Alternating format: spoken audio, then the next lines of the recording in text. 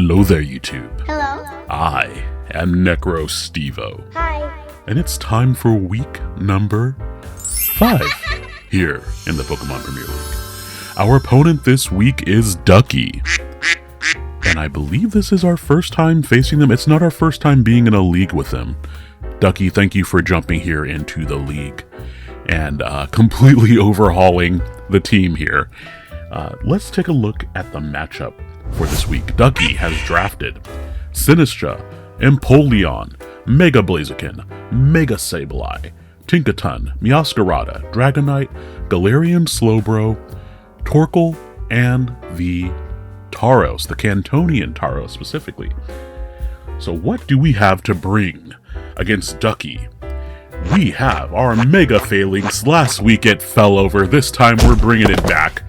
We're going to use the combination of Close Combat and Knockoff, which is basically perfect coverage against the whole team here, to do some damage. Ideally, Clefable, our next Pokemon, will be able to protect either Phalanx or Torterra, and allow them to set up and do a lot of damage. Clefable here is very evenly split on its defenses, and I did put Unaware on it, just in the case that the Blaziken wants to boost up, the Sableye wants to boost up, the Sinistra wants to boost up. We have Unaware to ignore all those. In practice, I was also able to use Life Dew alongside Phalanx or the next member, Torterra, to keep them nice and healthy as they go for Protect. Torterra here has enough speed to outrun even the Meowscarada after the +2 from Shell Smash. And then Headlong Rush into that squad. The only thing off the ground is the Dragonite, and that's why we have the Rock Slide here. This just gives us good, consistent damage into targets. After that, we have our Mega Glimmora. That's right, we're going double Mega once again, and this will allow us to have 2 different modes of the team. If the Phalanx doesn't work out, Glimmora can also come and just be in the back with good general coverage. After that, we have Basculegion with a little bit of a different set this week. Substitute Phantom Force. Here, again, enough speed on the Basculegion just to outrun an Adamant Dragonite with instead of, if it's not a Jolly Dragonite, we will outrun it. But if it's Jolly max speed, we will not. Really, against this team, we Phantom Force everything except for the Tauros. I might be giving up a little bit of power by not waiting for my team to get KO'd with Last Respects, but the idea is that with 2 Fake Out users on my opponent's team, I could potentially lead off with this and do good damage. The Meowscarada, I believe, might be the only thing that I'm afraid of in that situation, and I can redirect with Clefable, or just outright threaten it with Phalanx, is my thinking there. So, our final member this week is the Bellibolt. Shoutouts to Ellie for this idea. Bellibolt is running Parabolic, Soak, and Thunderbolt. Soak, of course, changes your opponents into the Water type. Now, our opponent already doesn't have any Ground-type Pokemon, so Bellibolt can hit everything here. There are a few things that would resist it, namely the Blaziken, the Sinistra, the Meowscarada before it changes types, and the Dragonite and everything else are neutral. But if I just want that stronger hit, I can utilize that, and Soak will also remove my opponent's same type attack bonuses, just in case that comes up for some sort of damage roll. But yes, that is the team for this week. Ducky, prepare yourself, and I am looking forward to meeting you on the battlefield.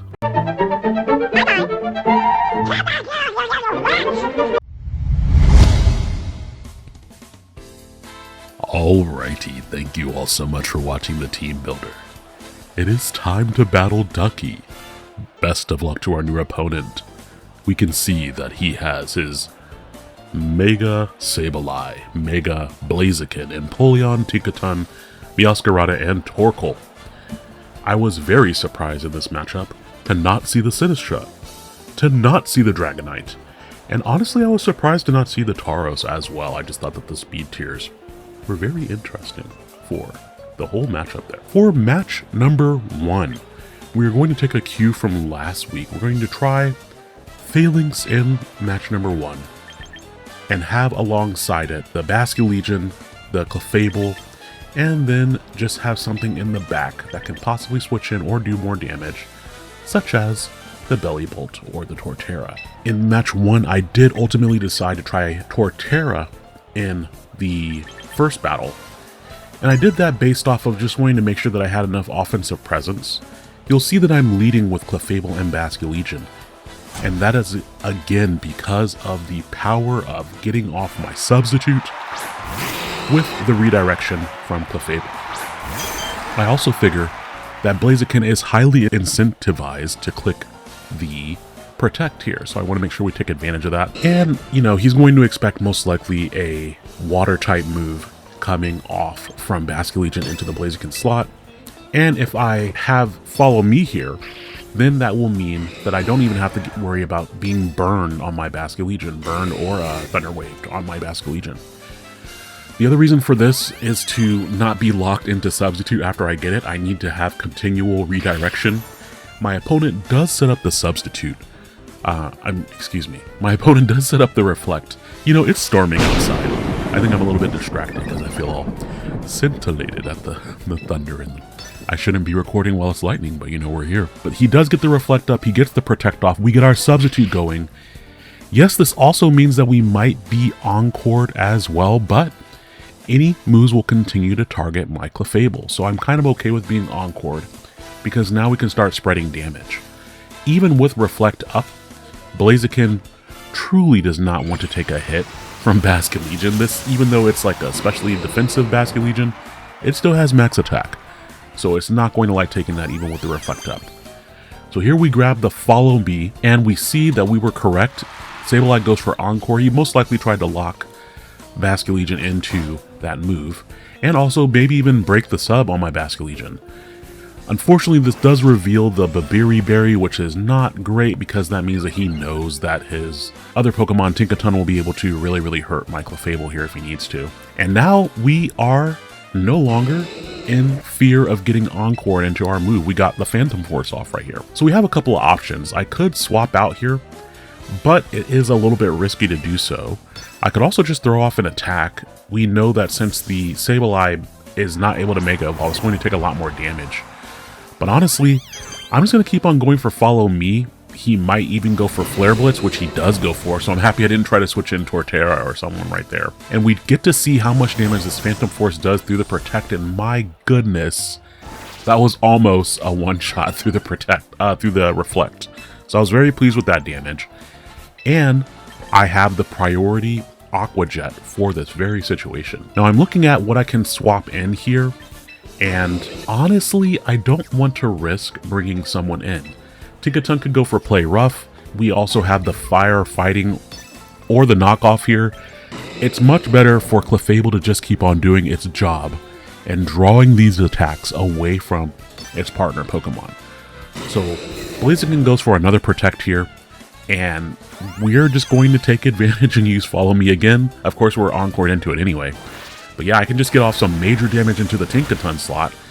And with that damage behind Reflect, to me that indicates that this is not a very bulky Tinkaton. Tinkaton was outsped by my Basculegion, so that might mean that it's a little bit more like a mixed offensive. Unfortunately, Clefable goes down there. But this is actually fantastic positioning. So Tinkaton, to me, looks like it might be in range for a Mega Phalanx close combat. And Mega Phalanx outspeeds this Tinkaton 100% of the time. And the Blaziken just used Protect. So he will either have to swap it out right here, or he's going to eat this Aqua Jet immediately into his face. I also considered going for No Retreat right here. I really wanted to bolster my defenses, but I did not want to go for a No Retreat and then take something weird like a double up. I was fairly certain that I could just take out the Tinkaton without risking the extra damage, so I do go for close combat into the Tinkaton, and then I go for the Aqua Jet, and we see the Mega Phalanx hit the field, hit my music.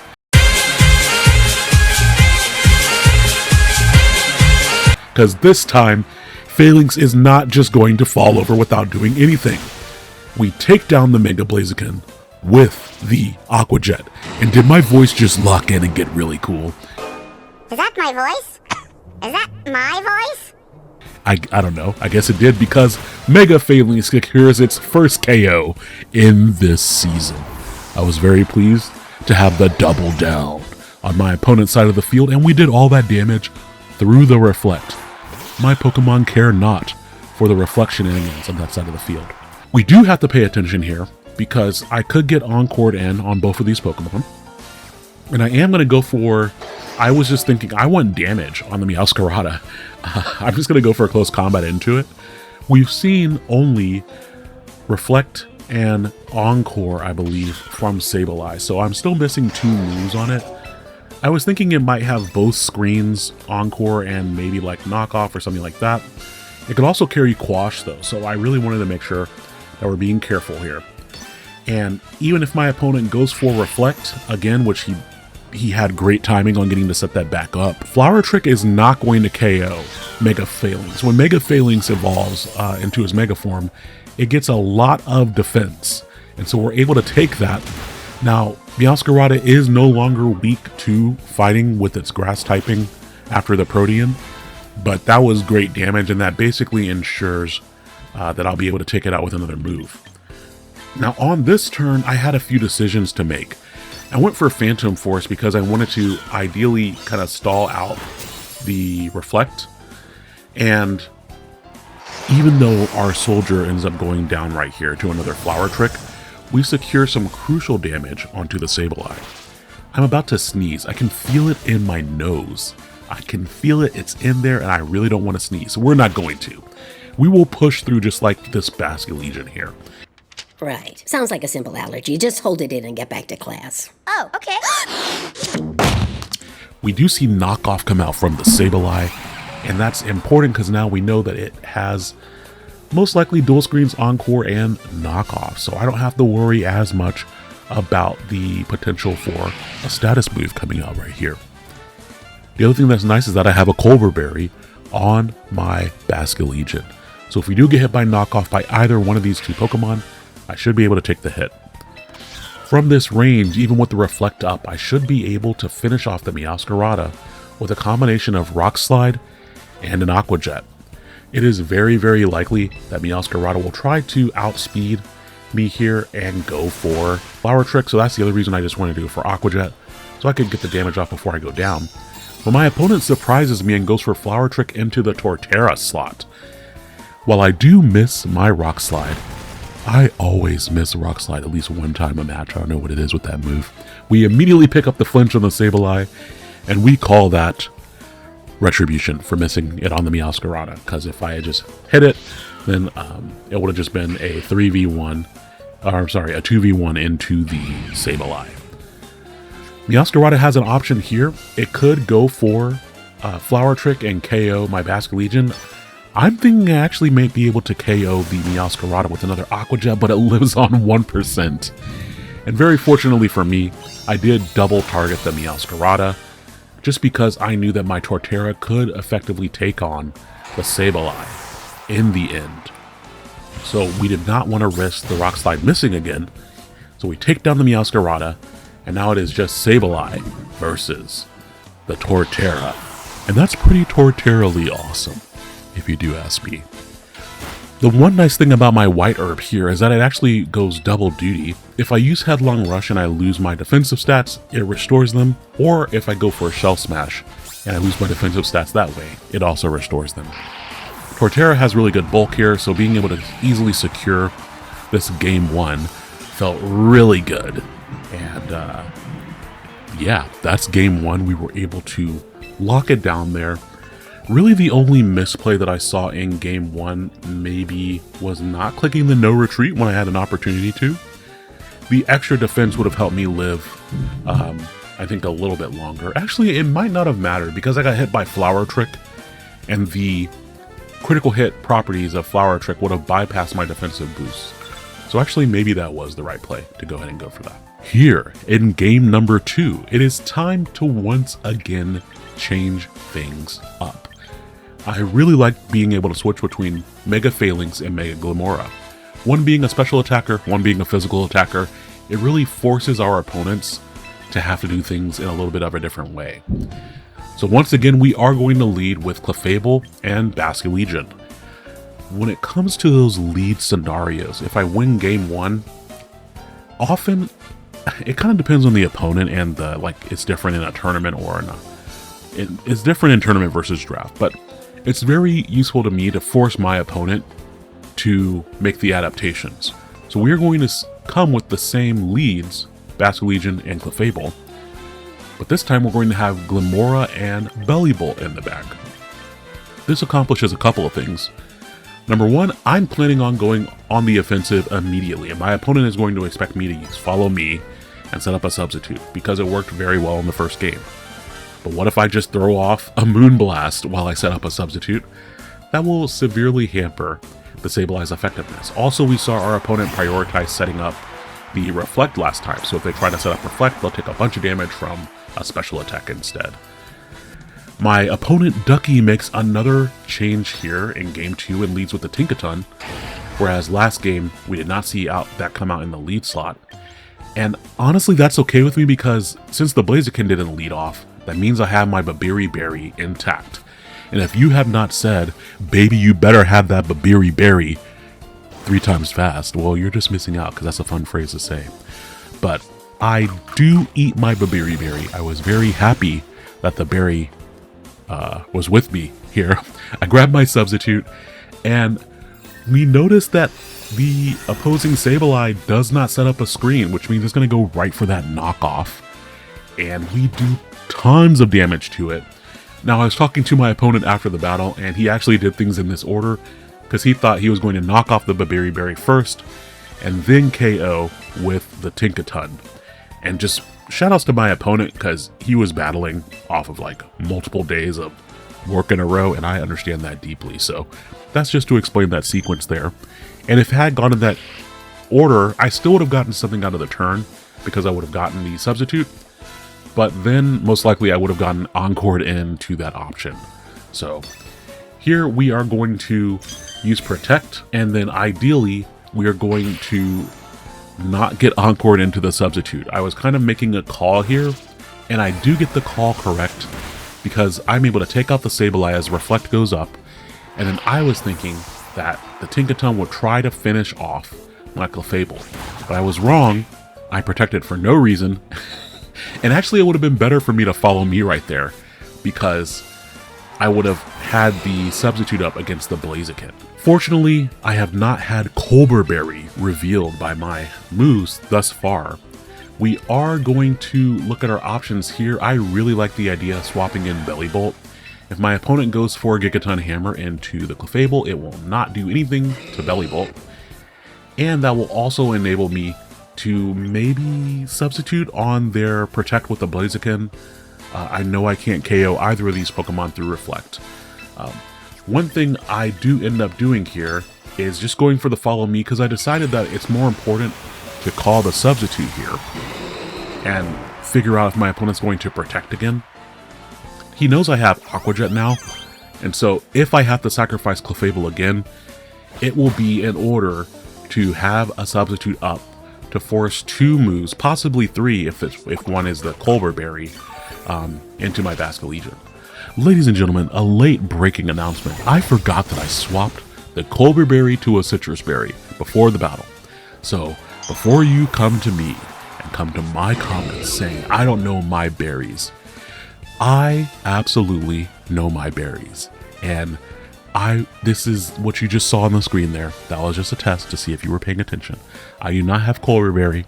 I have a Citrus Berry.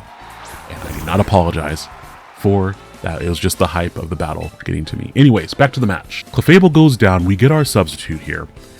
This means that we have a couple of options once again. So, an interaction that I really like with the speed tiers here. I can go for Parabolic Charge with my Bellybolt, and it won't hit my Basculegion because Basculegion is faster. This will also allow me to get a little bit of chip damage onto the Tinkaton, and if I got hit, which I don't end up getting hit right there, but if I did get hit, then I would be able to double the damage of the Parabolic Charge. Reflect only has, I believe, 1 more turn left, so we are going to double target the Blaziken this turn, because we're not as threatened by the Tinkaton. So he does charge up my Electromorphosis. That did some solid damage there. Again, Reflect is still up this turn, so I was very pleased by that damage. And this is the value of the substitute. I did not have to worry about getting KO'd that turn. And we're able to take out the Blaziken because he hit it with the knockoff and powered up my move. So that was great. There was no light screen, so with that move getting doubled, even though I don't really have any special attack investment, I loved that situation there. Now on this turn, we have a couple of options here. Now remember, my last remaining Pokemon in the back is the Glimmora. And I know that Meowscarada will outspeed my Glimmora. Meowscarada doesn't really get any ground type moves, so I wasn't that worried about that situation.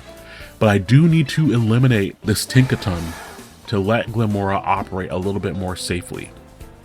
I can do this in a couple of different ways. I can just try to put as much damage on it as possible here with Aqua Jet and Thunderbolt. We see the immediate Flower Trick into my Basculegion, and that is going to KO me easily.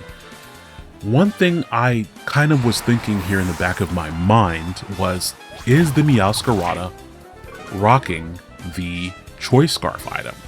Because if it is, that means that it's going to be locked in with the move. Bellibolt does a ton of damage with this Thunderbolt. I do honestly wish there that I had clicked Parabolic Charge, because I would have gotten back a decent chunk of HP. On the plus side though, the situation here is that I can just Spiky Shield and go for another Parabolic Charge. If I get hit, I should be able to finish off the Tinkaton. If I Spiky Shield, then I'll do a little bit more chip damage to both, and Glimmora won't take any HP damage. So it kind of allows me to go either or with my Pokemon here. Unfortunately, I did get my leftovers knocked off earlier, and I don't know about you all, but I think ravioli and pasta generally makes for pretty good leftovers, so we're missing those here. But we also barely get any chip damage on the Meowscarada. I also went for that on the off chance that the Meowscarada was Focus Sash, because I wanted to be able to secure that KO. And there should be no way for Meowscarada to one-shot Glimmora. So here, I can actually do a couple different things. I can just go for the dual target into the Tinkaton, or I can spread my damage around. Tinkaton just protected, and so it is going to absolutely KO Glimmora if it's able to hit it with a Gigaton Hammer, and it's a more offensively inclined Tinkaton like I'm thinking it is. So we need to KO the Tinkaton with Earth Power, and then do as much damage as we can to the Meowscarada with Thunderbolt. I end up dual targeting here because I honestly still wasn't sure if it was Scarfed, and I was like, okay, if it's going to protect, it might protect now. But this works out great because he ends up hitting our Bellibolt with the Flower Trick. We KO the Tinkaton, and that means that our powered up Thunderbolt is going to be what goes in to the Meowscarada, and that is a clean 2-hit KO. I know that that's shocking because this is a Bellibolt, but this is a round boy. Round. And Bellibolt is a big boy. He actually, I think he weighs like over 200 pounds. So as far as frogs go, he's packing it in there. But Flower Trick is going to fail on this final turn. I just wanted to protect for a differential on the off chance that my opponent went for that. And that means that we are able to clean up game number 2 in week number 5 against our opponent Ducky here in the Pokemon Premier League. Thank you all so much for watching. Ducky, thank you for the battle. I appreciate you. And this was our first match actually, so even more illustrious in that way. You all might be able to hear the rain. I think my mic is sensitive enough to pick it up. It's just really nice out. There's something about being able to enjoy the sound of the rain without necessarily being exposed to the hurricane force winds that are whipping around you. So wherever you are in your day, in your week right now, ideally in your weekend, if you're experiencing a storm, just take heart that there are those that can be your shelter, and sometimes you have to be your own shelter, but you can find those things to help you get through those moments. And if you're like me, you just love a storm. You like when it's a little bit darker outside. You prefer it when it's cloudier. Those are my people. And so I just want you all to be able to enjoy a little bit of this storm with me. I'll be narrating some things here soon. Shoutouts to my editor, Stariana. for getting everything up and running. I'm going to be narrating a lot of fun projects, and I can't wait to bring them all out for you. And I hope you enjoy them. I hope you enjoyed this battle. I also hope that you have a wonderful day. Thank you for being here. And I'll talk to you later. Good night.